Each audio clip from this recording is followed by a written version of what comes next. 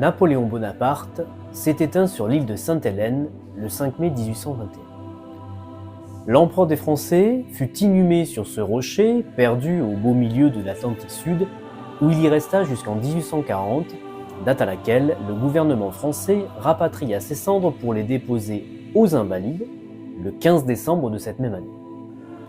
Alors, retour des cendres est plutôt un vocable qui est à comprendre au pluriel, faisant référence non pas en une crémation qui n'a pas eu lieu, mais plutôt en une terminologie faisant référence au reste, à la dépouille des défunts, par allusion à la coutume pratiquée dans l'Antiquité, chez les Grecs et chez les Romains.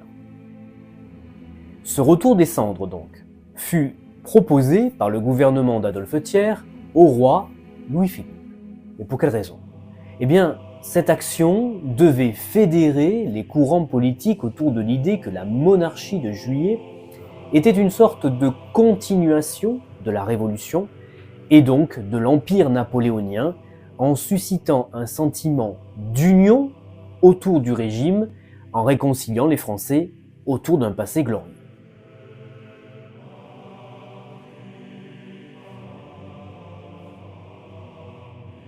Pourtant, l'histoire nous apprendra que ce retour du corps de Napoléon Ier sur le territoire national n'allait pas produire les intérêts escomptés, mais au contraire, tracer la voie pour un nouveau régime impérial, après une parenthèse républicaine, en la personne de Louis-Napoléon Bonaparte, neveu de Napoléon Ier.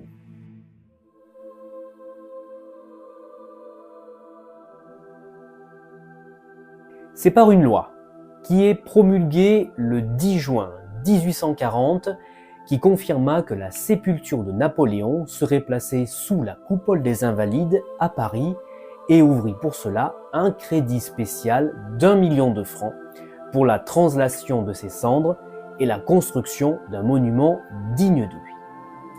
Cependant, et contrairement à ce que l'on pourrait penser, les Invalides ne furent pas un choix évident.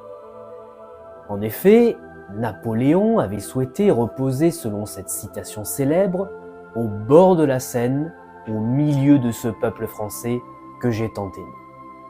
D'autres lieux auraient pu être sélectionnés, comme la basilique de Saint-Denis, sépulture des empereurs selon un décret du 20 février 1806, Notre-Dame de Paris, la Madeleine, le Panthéon, l'Arc de Triomphe, sans oublier la colonne Vendôme, qui ont été des lieux possibles et probables.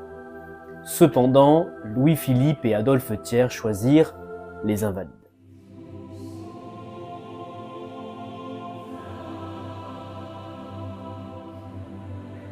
Un concours, réservé aux architectes et sculpteurs de renom, fut alors lancé. Sur 81 projets présentés à l'École des Beaux-Arts le 27 octobre 1841, ça sera celui de Louis Tullius Visconti qui sera retenu, devant toutefois procéder à des aménagements.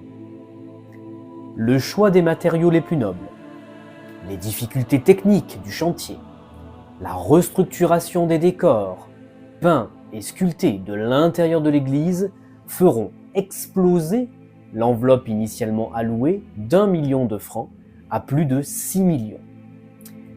Les travaux débutèrent en 1843. La Révolution de 1848 interrompit le chantier qui ne put reprendre qu'en 1850. La plus grande partie de l'œuvre, conçue et réalisée par Visconti, fut achevée en janvier 1853. L'architecte décéda cependant quelques mois plus tard et ce sont Jules-Frédéric Boucher puis Alphonse Nicolas Crépinet en 1860 qui lui succédèrent. Il faudra toutefois attendre le 2 avril 1861 pour que Napoléon III autorise le transfert du corps de son oncle dans son nouveau tombeau monumental. Pour mémoire, le cercueil d'ébène de Napoléon avait été exposé du 15 au 24 décembre 1840 au cœur de l'église Saint-Louis des Invalides afin que les Parisiens puissent venir se recueillir et avait été placé à partir du 6 février 1841 dans la chapelle Saint-Jérôme, aménagée en chapelle ardente. Vous l'aurez compris, 2 décennies auront été nécessaires pour que Napoléon tienne la place qui est la sienne aujourd'hui, véritablement au milieu de ce peuple français qu'il a tant aimé.